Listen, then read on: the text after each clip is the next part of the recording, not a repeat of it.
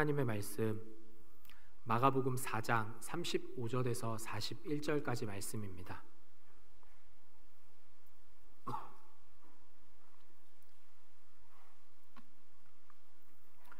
마가복음 4장 35절에서 41절까지 말씀입니다.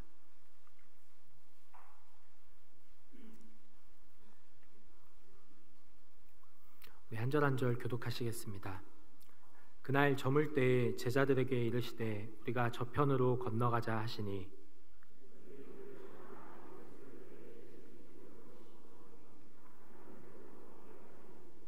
큰 광풍이 일어나며 물결이 배에 부딪혀 들어와 배에 가득하게 되었더라.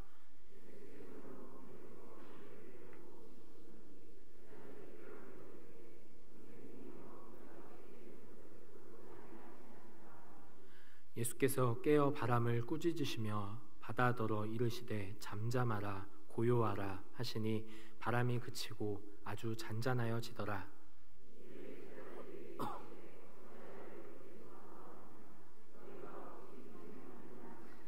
그들이 심히 두려워하여 서로 말하되 그가 누구이기에 바람과 바다도 순종하는가 하였더라. 아멘. 오늘 본문은 예수님께서 바람과 바다를 잔잔하게 하시는 이야기를 다루고 있는 말씀입니다.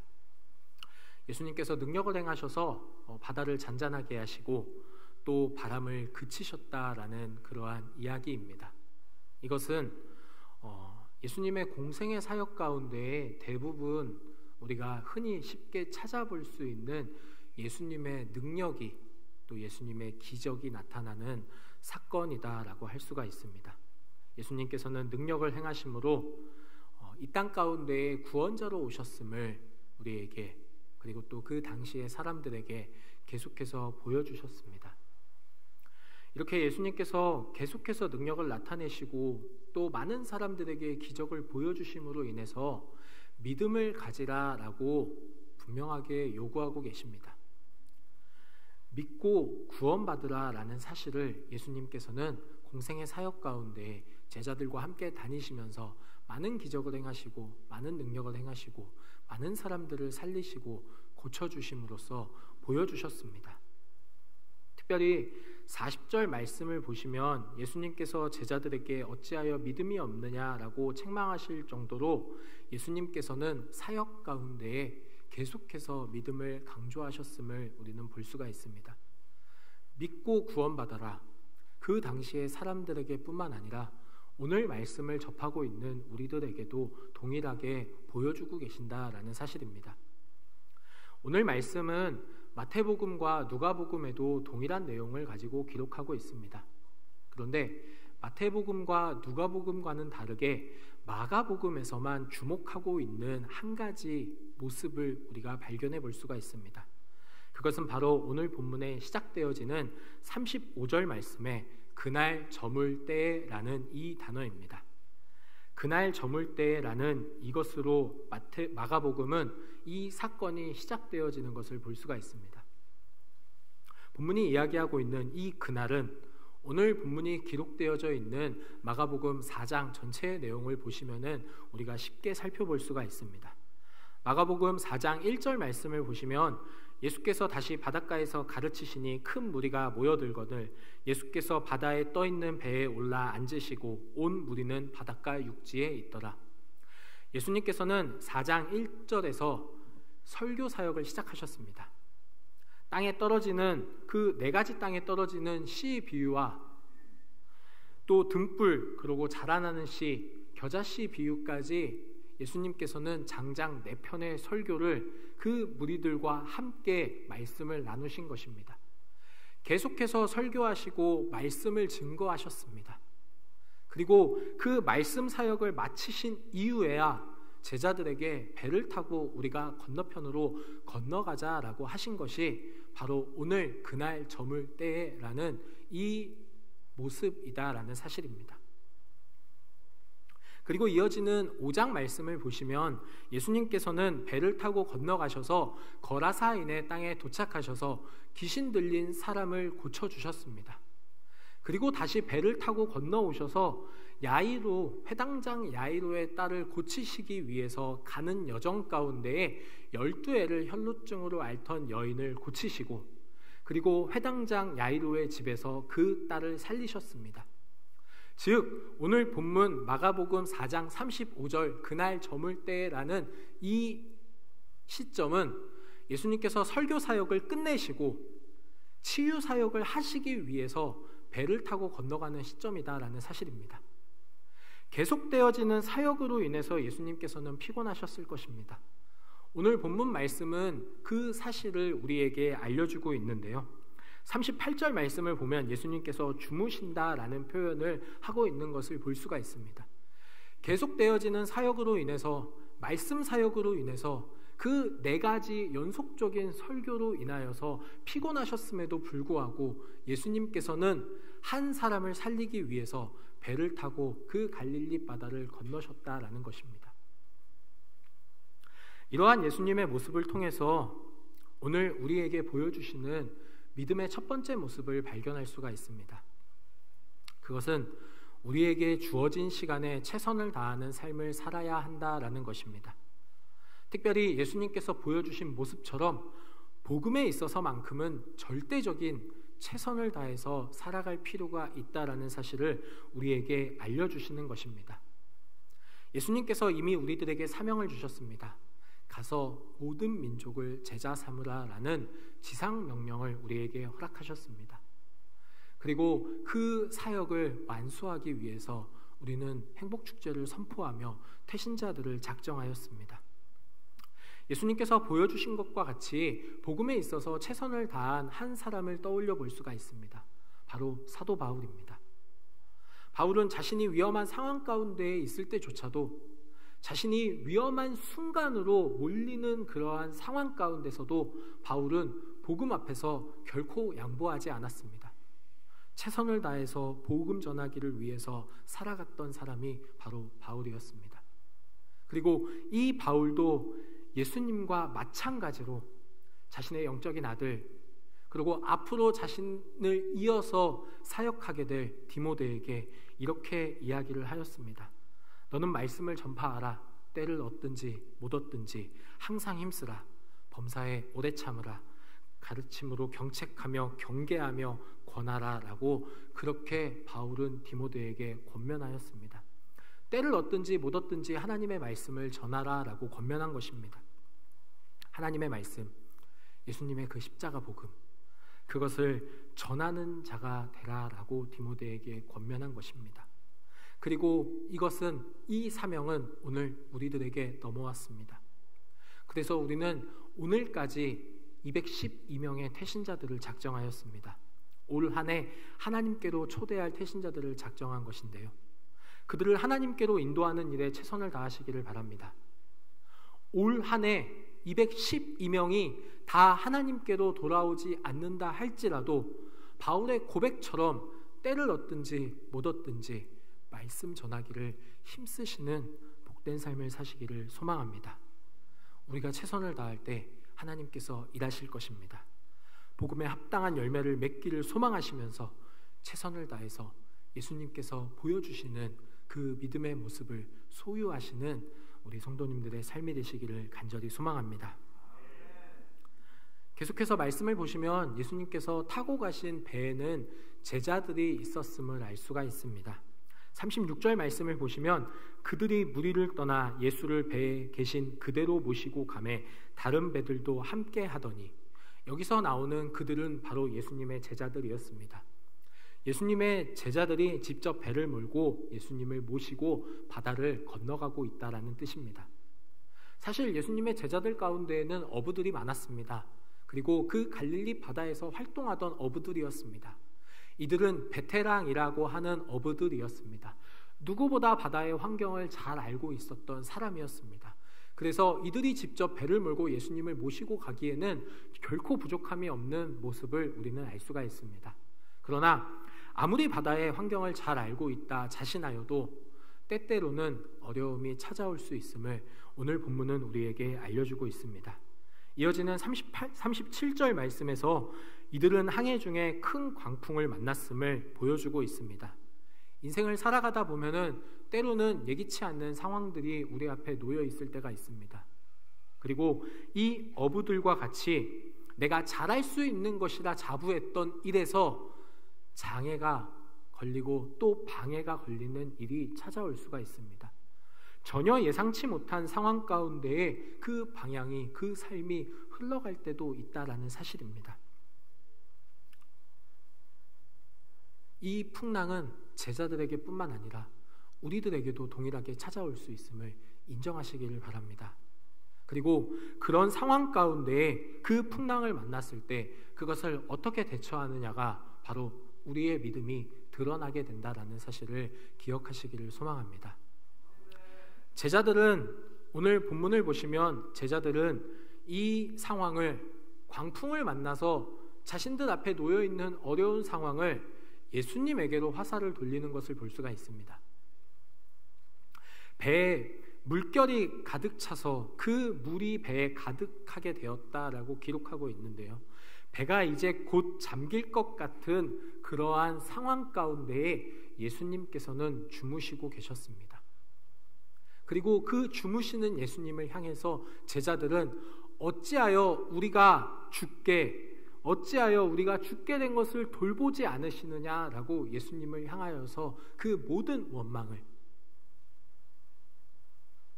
지금 이 배를 건너가고자 하시는 그 예수님에게로 원인을 돌리고 원망하는 제자들의 모습을 발견할 수 있다는 것입니다. 여기서 우리가 기억해야 되는 것이 한 가지가 있습니다. 예수님께서는 사람과 우리와 제자들과 다르다라는 사실입니다. 예수님께서는 이 천지 만물을 주관하시는 분입니다. 전지전능하신 분입니다. 그러니 지금 갈릴리 바다에서 만난 이 광풍은 예수님 입장에서는 아무런 문제가 되지 않는 상황이었습니다.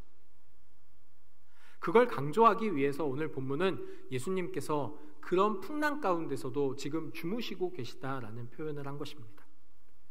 그러나 사람은 위기 가운데 어려움이 찾아왔을 때 그것을 극복하고자 노력합니다. 그리고 그 고민과 생각만으로 해결되지 않는 문제 앞에 그 상황을 원망하기 시작합니다. 그러면서 그 원망의 대상을 찾습니다. 마치 출애굽한 이스라엘 백성들이 가나안 땅을 가는 그 400년의 과정 가운데에 계속해서 모세를 원망하고 하나님을 원망했던 것처럼 지금 현재 제자들은 예수님을 원망하고 있다는 사실입니다. 이러한 모습이 바로 믿는 자들이 때때로 보이는 연약한 모습입니다. 하나님의 인도하심 가운데의 삶을 살았다라고 하는데, 하나님과 함께 동행하는 삶을 살았다라고 하는데, 때때로 찾아오는 어려움 앞에 주저앉고 그 모든 상황을 하나님께로 돌리는 그 모습이 때로는 우리 앞에 찾아올 수 있습니다. 예수님을 계속해서 따라다니면서 예수님께서 하시는 모든 기적과 모든 능력을 다 보고 듣고 깨달았음에도 불구하고 제자들은 자신들 앞에 찾아오는 그 어려운 상황을 예수님에게로 돌린 것입니다. 심지어 배를 타기 이전에 예수님께서 4가지의 비유를 통하여서 말씀하시고 설교하신 그 설교의 주제와 또 핵심 메시지는 믿음이었습니다. 믿음을 가져라. 믿음을 갖고 구원을 받아라. 그 믿음을 강조하셨습니다. 그렇게 예수님께서 제자들에게 비유를 해석하심으로써 믿음을 가지고 나를 따를 것을 요구하셨지만 제자들은 그렇게 하지 못했다라는 사실입니다. 그래서 어찌하여 믿음이 없느냐? 어찌하여 믿음이 없느냐? 예수님께서 제자들을 책망하신 것입니다. 삶을 살아가다 보면은 예기치 않는 상황들로 인해서 어려움을 겪을 수도 있습니다. 앞으로의 삶이 어떻게 다 될지를 알면은 사실 예수님을 향한 믿음이 필요하지 않을 수도 있습니다. 그러나 우리는 한 치 앞도 알 수 없는 그러한 삶을 살아가고 있습니다. 그러니 우리는 예수님을 향한 믿음을 가지고 살아가야 합니다. 특별히 어려운 가운데, 위기 가운데 흔들리지 않는 믿음을 가지고 살아가야 된다라는 사실을 기억하시기를 바랍니다. 오직 예수님만이 우리의 문제를 해결해 주실 수 있는 분이기 때문입니다. 그래서 예수님께서 직접 이 땅 가운데 인간의 몸으로 내려오셨습니다.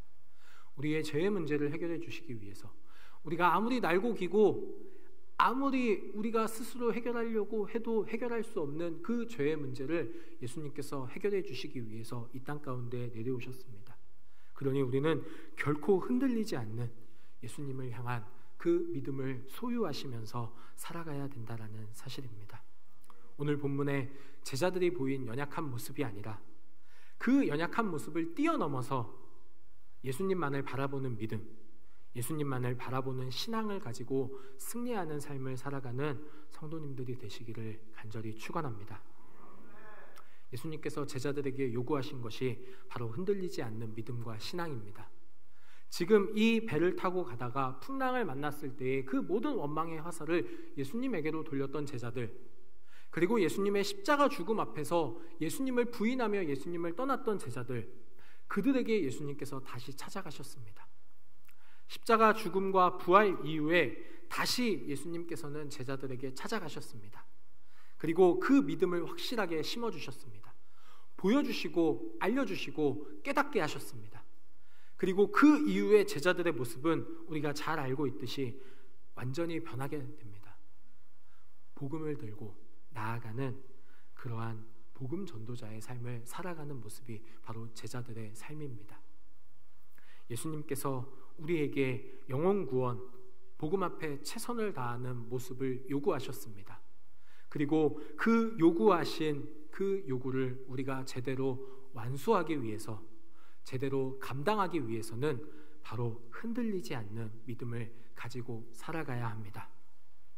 예수님께서 오늘 본문을 통해서 우리에게 보여주신 오직 예수님만을 바라보며 흔들리지 않는 믿음, 그 믿음 가지고 예수님처럼 설교하시고 바로 치유 사역을 하셨던 그 예수님의 모습처럼 영혼을 살리는 일에 최선을 다해서 하나님 나라 영광을 위해서 귀하게 살아가는 우리 성도님들이 되시기를 간절히 소망합니다. 그래서 날마다 우리의 삶이, 우리의 신앙의 여정이 예수님을 기쁘시게 하는 그러한 믿음의 모습으로 또 나아가시는 우리 성도님들이 되기를 간절히 축원합니다. 우리 함께 말씀을 기억하면서 함께 찬양하시고 같이 기도하도록 하겠습니다. 지금 이곳에 임하소서, 성령의 불로 가득 채우소서. 갈급한 내 맘에 찾아오셔서 주의 성령으로 채워주소서. 흔들리지 않는 믿음 주소서. 낭망하지 않는 믿음을, 자백하는 마음 내게 주소서. 내 안에 주님 채워주소서. 우리 함께 예수님을 바라보시면서 함께 고백하며 같이 찬양하겠습니다.